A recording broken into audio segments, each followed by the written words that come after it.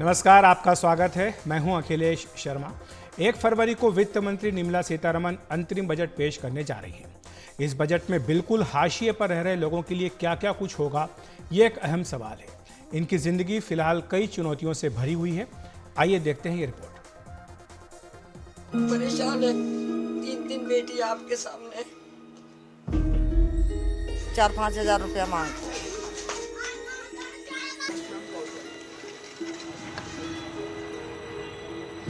फुटवार पे पड़े हुए गरीब लोग।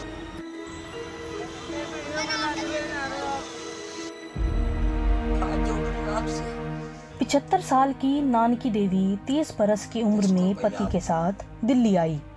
इन 45 सालों में दिल्ली कहां से कहां पहुंच गई, लेकिन नानकी देवी की जिंदगी में कोई बदलाव नहीं आया। वो अब भी दिल्ली के तिगड़ी जेजे कैंप में रह रही हैं।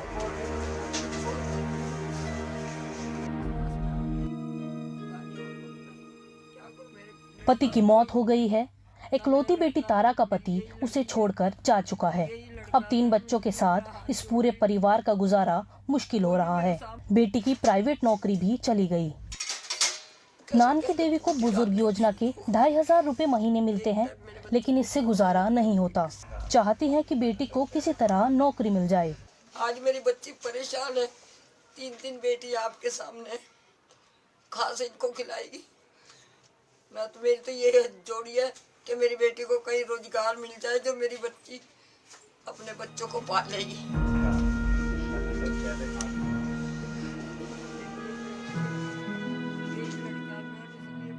ये हाशिए का वो जीवन है जिस पर किसी की नजर नहीं पड़ती।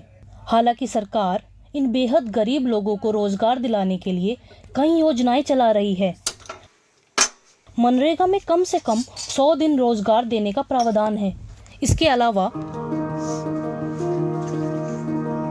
आत्मनिर्भर भारत रोजगार योजना, प्रधानमंत्री रोजगार प्रोत्साहन योजना, गरीब कल्याण रोजगार अभियान, पीएम स्वनिधि योजना, प्रधानमंत्री कौशल विकास योजना आदि हैं। क्या इस बजट में इन योजनाओं की रकम बढ़ेगी?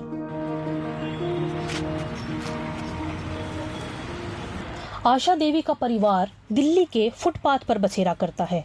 वो यूपी के हाथरस से आई। कर दिया आपको सरकार ने? हाँ। अच्छा। वहाँ उन्हें प्रधानमंत्री आवास योजना के तहत मकान भी मिला, लेकिन गुजारे के साधन नहीं थे, तो परिवार दिल्ली चला आया। अब वो सड़क पर जूते बेचकर गुजारा करते हैं। अब दिल्ली में रोटी भी मुश्किल से जुट रही है और छत तो छिनी हुई है। घर दिया आपको सरकार ने? हाँ। अच्छा। हाँ। तो वहाँ पे क्यों नहीं रह रहे हैं आप? तुम्हारा काम धंधा नहीं है यहाँ पे। अच्छा। काम धंधा नहीं है। अच्छा। काम धंधे के लिए आप यहाँ पर आए, रोजगार के लिए? हाँ। अच्छा। पुराने जूते लाते हैं, फिर भी इसको धोते हैं, फिर सुखाते हैं। जब कहीं 100-150 रुपए की हमारी दुकानदारी होती है। समाज के हाशिए पर पड़े इन लोगों तक कई बार सरकारी योजनाएं पहुंच भी नहीं पाती। दिल्ली की तिगड़ी जेजे कॉलोनी में रह रही कश्मीरी देवी पेंशन के लिए सरकारी दफ्तरों के कई चक्कर लगा चुकी हैं। उनका कहना है कि सरकारी दफ्तर में उनसे अफसर रिश्वत मांगते हैं।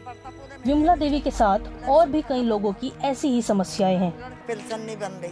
पेंशन नहीं बन रही आपकी? नहीं, आपके अंकल को आज 60 साल हो गए मरे हुए। क्या कह रहे हैं वो जहाँ पर आप जाते हो? वो कह देंगे आपके नाम में ना, मेरे नाम जो है उसमें गड़बड़ है। अच्छा। के नामों को सही करा, तो सही कराने में 4-5 हजार रुपया मांगते हैं। अच्छा। इतना मेरे पास है नहीं, इसलिए मैं चुप्पी पड़ी, बना नहीं पा रही। सरकार हमारा आधार कार्ड नहीं बनता। जितनी ज़्यादा आधार कार्ड बनवाया हमने, वो मिला ही नहीं आज तक। आधार कार्ड नहीं बना आपका? अच्छा। सुनाई नहीं होती है कहीं भी। अब पहले लोग खा लेते हैं, अभी 200 बनवा 600 में लिए माना आधार कार्ड बनाने का मिस्टेक हो गया, ये हो गया और 600 खा गया लड़का। बजट में उनके वेलफेयर की घोषणाएं होंगी, लेकिन वो वेलफेयर स्कीम्स उन तक पहुंचे, इसके लिए भारत सरकार को शायद हिंदी में और डिफरेंट लैंग्वेजेस में ऐप्स बनाने चाहिए और एक ही जगह पे उनके लिए जितनी भी सुविधाएं हों उस ऐप में ये जो एनफोर्समेंट है, जो इम्प्लीमेंटेशन ऑफ स्कीम्स हैं, ये होना जरूरी है। सरकार के पास ऐसे लोगों का भी बजट बनाने की जिम्मेदारी है जिन्हें पता भी नहीं है कि बजट क्या होता है। देखना अहम होगा कि बुनियादी ज़रूरतों से जूझते इस वर्ग की उम्मीदों पर सरकार कितना खरा उतर पाएगी। दिल्ली से साक्षी पुंडीर, NDTV इंडिया। तो सरकार कह रही है कि पिछले 9 वर्षों की अगर बात करें तो 25 करोड़ लोग गरीबी से बाहर आए हैं। फिर भी जैसा कि आपने अभी स्टोरी में देखा है, कई चुनौतियां बाकी हैं, क्योंकि अब भी अगले 5 साल तक 80 करोड़ लोगों को मुफ्त राशन देने का भी ऐलान साथ साथ किया जा रहा है। इसी पर चर्चा करने के लिए हमारे साथ 2 बेहद खास मेहमान मौजूद हैं। वेद जैन साहब हैं जो कि अर्थशास्त्री हैं, साथ ही दीपक कुमार जी हैं जो कि शिक्षक हैं ब्लू बेल्स इंटरनेशनल स्कूल के। आप दोनों का बहुत बहुत स्वागत है एनडीटीवी इंडिया पर। वैद सर, सबसे पहले आपसे शुरुआत करूंगा। आपने अभी ये रिपोर्ट देखी होगी, गरीब जो हैं उन्हें बहुत उम्मीदें होती हैं लेकिन उनकी आवाज़ ऊपर तक नहीं पहुंच पाती है। सरकारों की जो तमाम योजनाएं होती हैं, सरकारें भी चाहती हैं कि लोगों को सीधा उसका फ़ायदा पहुंचे, लेकिन ऐसा अमूमन हो नहीं पाता है। तो ऐसे में ये जो गैप बना हुआ है, कम्युनिकेशन गैप कह लीजिए इसको, या ये कह लीजिए कि जो सरकार की बात है वो लोगों की बात सरकार तक नहीं पहुंच पा रही है, इसका क्या हल हो और आपके हिसाब से बजट में इसके लिए क्या प्रावधान हो सकते हैं? देखिए क्रिश जी, जब बजट आता है तो सरकार एक जो डेमोक्रेटिकली इलेक्टेड गवर्नमेंट है उसका एक ही उद्देश्य होता है कि अपने देश की जनता का वो कैसे भला करे, और सोशल वेलफेयर स्कीम जितनी भी चल रही हैं, पर्टिकुलरली जो आपने निम्न वर्ग के बारे में बात की, जो गरीब वर्ग के बारे में, उनको राहत कैसे दी जाए, ये वित्त मंत्री जी का बजट बनाते समय सबसे मुख्य एजेंडा होता है। और इस साल का जो बजट अभी आएगा 2024-25 का जो अंतरिम बजट है, लेकिन क्योंकि सरकार का आखिरी बजट है, बिफोर चुनाव के पहले आखिरी बजट है, तो सरकार की इस बजट में भी पूरी पूरी कोशिश होगी कि जो आपने अभी चीजें देखी कि इन निम्न वर्ग के लोगों को, जिसको रियल भारत कहते हैं, 65% जनता जो गांव में रहती है, रूरल इकोनॉमी है, जी। उसको कैसे बूस्ट किया जाए, ये सबसे बड़ा एजेंडा सरकार का होगा इस बारे में। और इस साल वित्तीय वर्ष में आपने देखा 23 और 24 में सरकार की राजस्व की, टैक्स की कलेक्शन, चाहे जीएसटी और इनकम टैक्स तो बहुत अच्छी रही है। तो सरकार के पास, वित्त मंत्री के पास आज की डेट में लीवे भी काफी है, काफी उनके पास स्कोप है कि वो इस तरह की स्कीमों पे बढ़ाएं। लेकिन एक बात हमें ध्यान में रखनी है, एक तो यह है कि जो निम्न वर्ग है उनको आर्थिक सहायता मिलती चाहिए और सपोर्ट मिलती रहनी चाहिए, लेकिन साथ ही साथ बजट का उद्देश्य ये भी होता है इन लोगों को आत्मनिर्भर बनाना, इन लोगों को अपने पांव पे खड़ा करना, जिसके लिए जॉब क्रिएशन करना, उसके साधन क्रिएट करना भी बहुत महत्वपूर्ण काम होता है। और मुझे ऐसा लगता है कि इस बजट में वित्त मंत्री जी इसकी पूरी पूरी कोशिश करेंगी कि इन उद्देश्यों को पूरा करने के लिए वो एलोकेशन को बढ़ाएंगी, क्योंकि जैसे बातें हो रही हैं, क्योंकि अगर आज की डेट में भारत को पूरा विकसित देश बनना है तो जो भारत की रूरल एरिया, ग्रामीण एरिया है, उन लोगों का विकास प्रायोरिटी में लाना होगा उनको, बिल्कुल। और उनके लिए जॉब की अपॉर्चुनिटीज क्रिएट करनी होगी।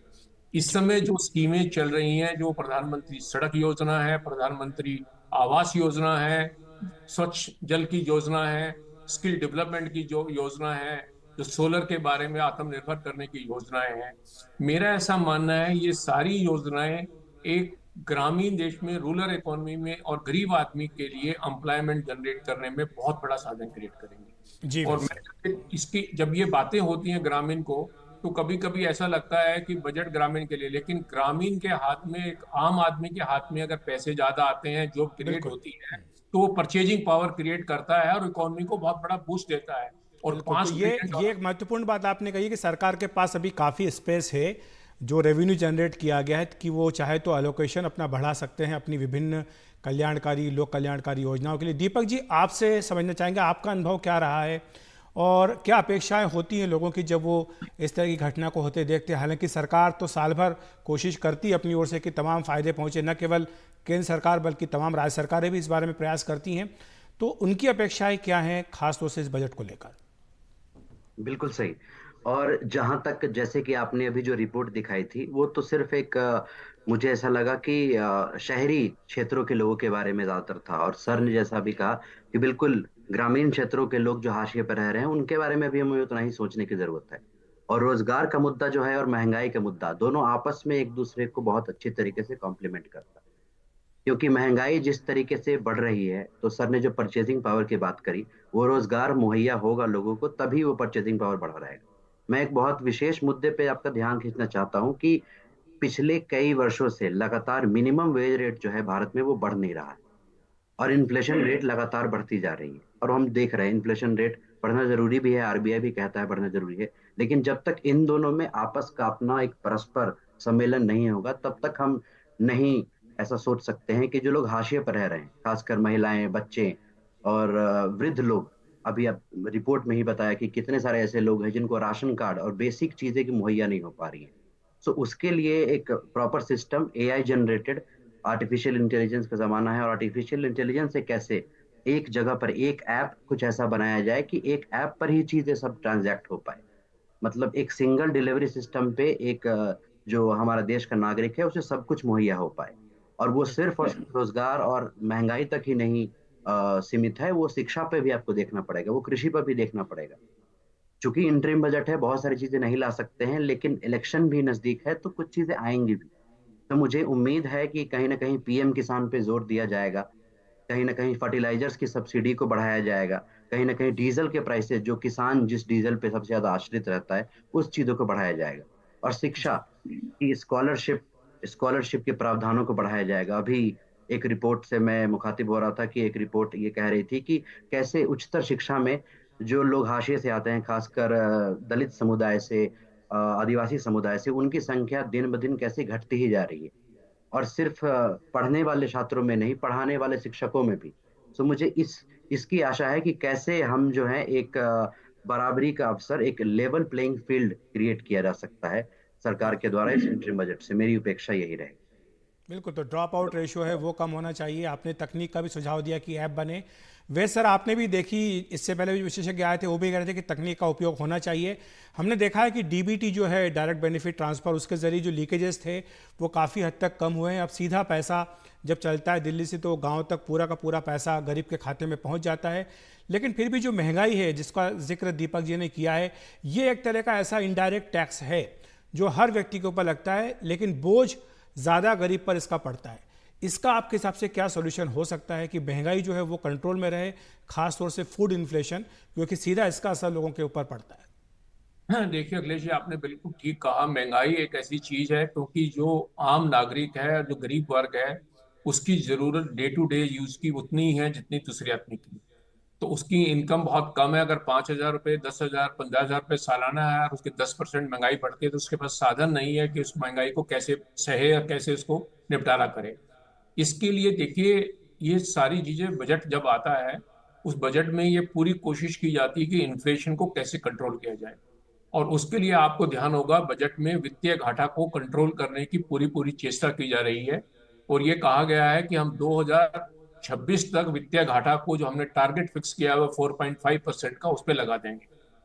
ये एक ओवरऑल पॉलिसी डिसीजन होता है बजट के अंदर, क्योंकि वित्तीय घाटा बढ़ने से इन्फ्लेशन आता है। अब इन्फ्लेशन का आपने जैसे ठीक कहा, दो तरह का इन्फ्लेशन है, कोर इन्फ्लेशन और फूड इन्फ्लेशन।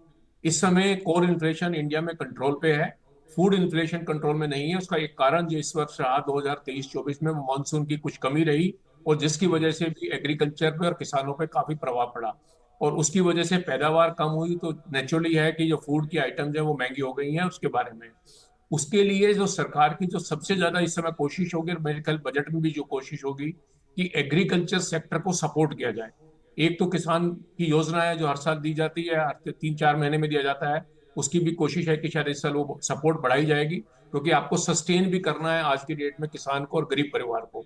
साथ ही साथ उसको सामर्थ्य भी बनाना है। किसान सामर्थ्य बनाने के लिए, ताकि आपने जो फूड इन्फ्लेशन की बात की, हमें एग्री टेक के ऊपर भी बहुत सारा खर्चा करने की जरूरत है। एग्री का टेक्नोलॉजी यूज करेंगे तो नेचुरली है हमारी फूड की प्रोडक्शन बढ़ेगी, हमारी जो वेजिटेबल्स या और आइटम है उसकी बढ़ेगी। और जो महंगाई को कंट्रोल करने के जो दो तरीके हैं, वो ये है कि सप्लाई चेन को ठीक तरह से मैनेज किया जाए। चाहे वो व्हीट हो, चाहे वो राइस हो, चाहे वो पल्सीज हो, चाहे वो वेजिटेबल हो, क्योंकि ये फूड की डे टू डे की आइटम्स हैं। इसको मैनेज किया जाए। अगर सप्लाई चेन ठीक मैनेज हो जाती है तो नेचुरली है कि वो फूड का इन्फ्लेशन इतना नहीं आएगा। दूसरा, अगर इन्फ्लेशन का प्रभाव कम करना है तो हमें रोजगार क्रिएट करने बहुत जरूरी है, और रोजगार गांव में और निम्न स्तर पे क्रिएट करने जरूरी है। तो जब हम प्रधानमंत्री आवास योजना की बात करते हैं, तो आवास के साथ साथ जो कंस्ट्रक्शन एक्टिविटीज के अंदर एम्प्लॉयमेंट जनरेट होती है और जो साधन जनरेट होते हैं, वो एक बहुत महत्वपूर्ण रोल प्ले करते हैं अल्टीमेटली देश की इकोनॉमी को बढ़ाने में और गरीब आदमी को गरीबी से उठाने के लिए।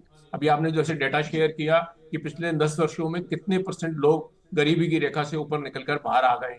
तो वो है लोगों को समर्थ बनाने का। और बजट में दो वित्त मंत्री जी के मेन उद्देश्य रहते हैं। एक, लोगों को ज्यादा से ज्यादा सामर्थ, अपने स्वावलंबी कैसे बनाया जाए ताकि वो रहे। सेकेंडली, जब तक वो स्वावलंबी नहीं बनते उस पीरियड में उनको सपोर्ट कैसे किया जाए। बिल्कुल, और तो ये एक महत्वपूर्ण बात आपने कही कि लोग स्वावलंबी बने, लेकिन अगर नहीं बन पाते हैं या बनने की प्रक्रिया में कम से कम सरकार की ओर से कुछ एक हाथ बढ़ाया जाए मदद का। दीपक जी, जिस तरह से पीएम किसान निधि सम्मान योजना है कि किसानों को भी एक तरह से राहत सरकार हर 4 महीने में दे रही है, क्या आपको लगता है कि इसका दायरा बढ़ाने की आवश्यकता है? इसमें समाज के उन वर्गों को भी शामिल किया जाए, उनको भी सरकार सीधे तौर पर दे, जैसा कि वैद सर बोल रहे हैं कि स्वावलंबी बनाने की दिशा में कदम बढ़ाया जाए, लेकिन उनको हाथ पकड़ करके उस दिशा में लेकर के जाया जाए। तो इसके लिए कुछ मदद भी सरकार के आपकी ओर से देनी चाहिए। बिल्कुल बिल्कुल। और मेरी उम्मीद भी बहुत ज़्यादा है कि पीएम किसान पे जो है बजट एलोकेशन बहुत हद तक बढ़ेगा। मैं ऐसा उम्मीद कर रहा हूँ, क्योंकि ज़रूरी ये है कि सिर्फ सब्सिडी फर्टिलाइजर्स पे और कुछ ज़रूरी चीज़ों पे सब्सिडी ही ना दें। एमएसपी और जो इंश्योरेंस, जो किसान को, ये 2 बेसिक चीज़ें होती हैं कि आप किसान को इंश्योर फील कराते हैं, और उसको एमएसपी जो उसने मेहनत करके फसल उगाई है। जैसे कि अभी खबर आ रही है कि रबी के जो फसलें हैं वो काफ़ी अच्छी हो रही हैं।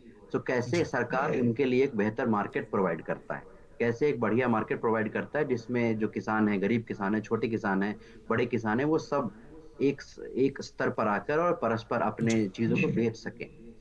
सो वो मुझे लगता है कि उस पे ध्यान बेहतर होना चाहिए सरकार का इस बार। जी दीपक जी, माफ़ी चाहता हूँ, समय की थोड़ी कमी है। दीपक जी, आपका और वैद सर आपका भी शुक्रिया हमारे साथ जुड़ने के लिए। तो काफ़ी उम्मीदें हैं, खासतौर से जो हाशिए पर रह रहे लोग हैं, उनको उम्मीद है कि सरकार एक बार फिर से उनका ध्यान रखेगी। 1 तारीख का इंतजार करेंगे कि जब वित्त मंत्री के पिटारे से क्या निकल करके आता है। वक्त एक ब्रेक का, ब्रेक के बाद तुरंत हाजिर होते हैं।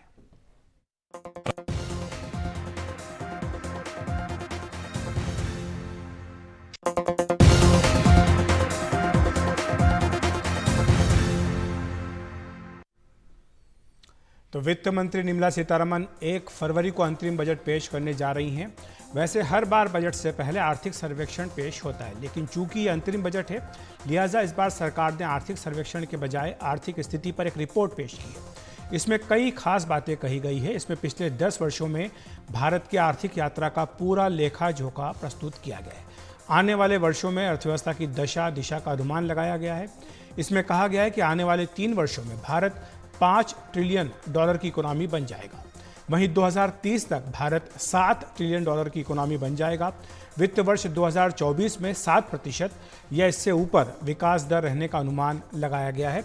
विश्व की अर्थव्यवस्था 2% की ग्रोथ के लिए संघर्ष कर रही है, ये भी बात इसमें कही गई है। तो इसीलिए भारत का 7% से अधिक की रफ्तार से बढ़ना काफ़ी अहम हो जाता है। कोविड के समय वैश्विक अर्थव्यवस्था से भारत की रफ्तार दोगुनी थी। भारत वैश्विक भू राजनीतिक तनाव का सामना करने के लिए आश्वस्त है। तो इस कार्यक्रम में इतना ही। नमस्कार।